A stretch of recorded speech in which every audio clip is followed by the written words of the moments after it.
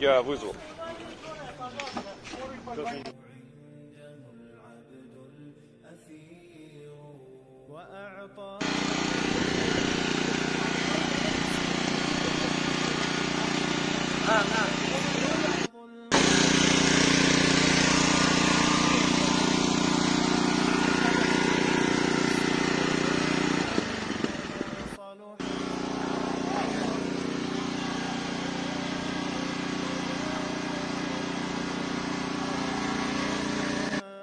Я немножко перезалью историю, потому что выяснились некоторые подробности.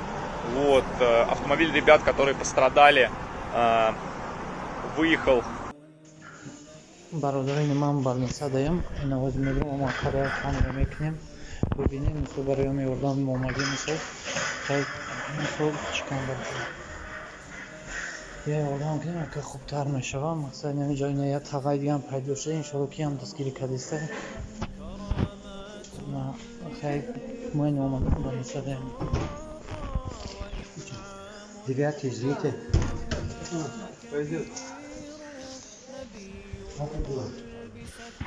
Хороший, ورحتیم و برشکت هم چی میکنی همسایه نزدیک دلالو این همه شیر میکنه و چهار پتی و مسئله خریدی لای میکنه که همه بچین تو پروا نکنه این خط کورش دگی شیر سلامت که هستی ما همه پولمون رو پیدا میکنیم باز بعد بید اولی میگیره چی میبره و این خیرو ابسید میکنه همه چیزی در میخواد میدونی که یک سوپای بالنسه 3000 تومان نه که بالنسه سود پروا نکنه بچه‌ها هستن که مثلا در سختی ما باید یکدیگر رو طرف بگیریم یوردان کنیم این برادران شما نمیدونن که منطقه است ما باید خود ما رو به منطقهشون به جای زشت چی نکنیم گفته برای خاطر خودت اومدم برای خاطر خدا که همین دست من میبره من همه کمال استفاده می‌کنم شما بچه‌های مثلا توجیه خط تام شناسی نکنیم برادر من نه هستم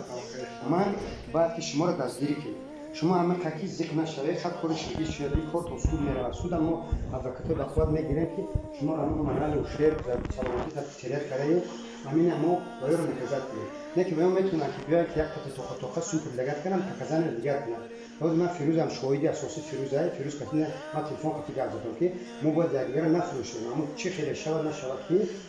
ما باید تا کنسا بریم باید ما توجیه که ما گرد باید باشیم ما برای سود ملت رو نفروشیم انا وقتی ما ملت مفروخته ما زنش ما قوم تاجیک نیستیم قوم سومانی نیستیم انا برای همین تو ذکر نشه من زوید شدیله نخاطی چک کردم هوز میرن دگاور زاخت چپ نستن همه برای 500 سود 1000 سودش که بای نمیشه یوردامت میکنه با سومی رفتن تنده یوردام میکنه که مثلا ما برای هم اسپیشال اومدم که مثلا شما را خبر میدیم تو برای چی من داری؟